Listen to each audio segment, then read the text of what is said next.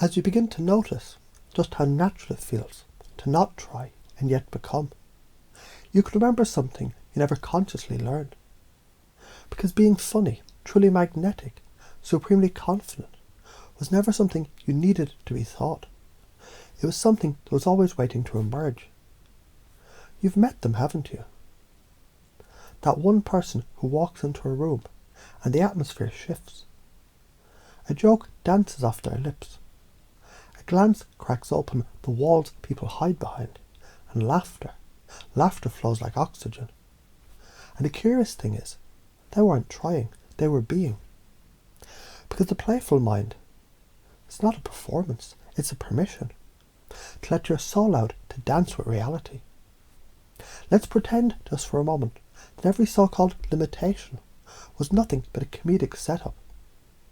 That the universe is the greatest comedian, and you are the punchline learning to deliver itself. What if every flaw was a doorway to humour? What if every mistake was simply the moment right before the room erupts in laughter? Yes, now that reframe settles in nicely, doesn't it? Because failure doesn't exist. There's only feedback. And feedback is the sound of the universe laughing with you, not at you.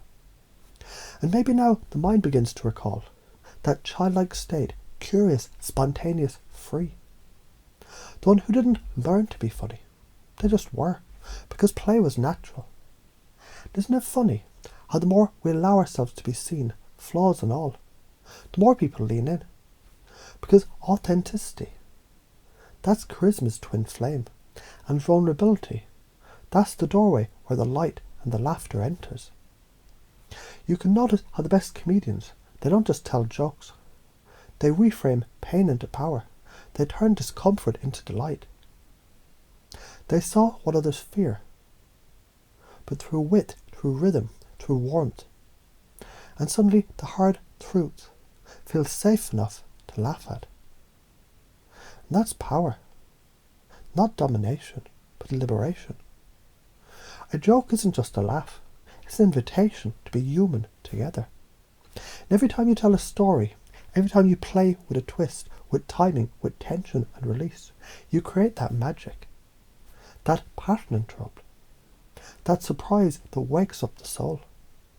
So imagine, what becomes possible when you become the pattern interrupt? What happens when your words carry rhythm, metaphor, misdirection, meaning, playfulness, and suddenly people feel better just by being near you? Wouldn't it be funny if the part of you that used to doubt started laughing too? Because you're starting to get it now. Humour is strategy, connection is process, energy is a choice, and you're the source code being rewritten right now.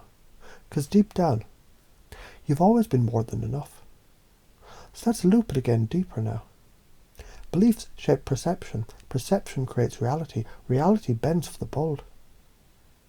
Say that again inside yourself. Softly, like a secret the universe whispers in your ear. Reality bends for the bold. And the bold, they don't fear being seen. They choose to be felt. They do it with laughter, with light, with language.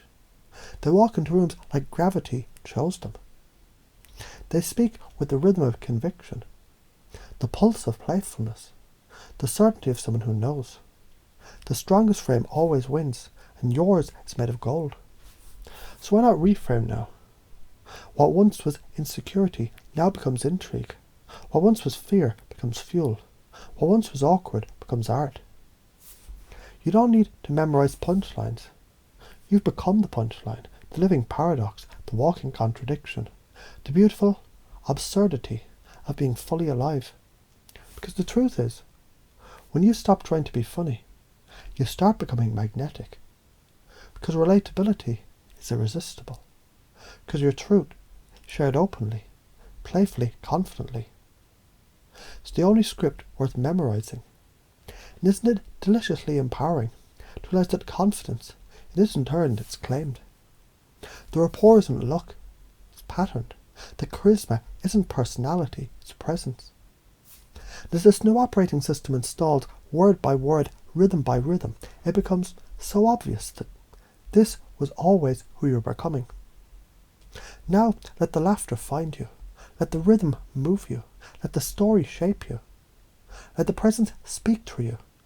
Because this belief system, it's no longer a concept, it's a code, it's you, now.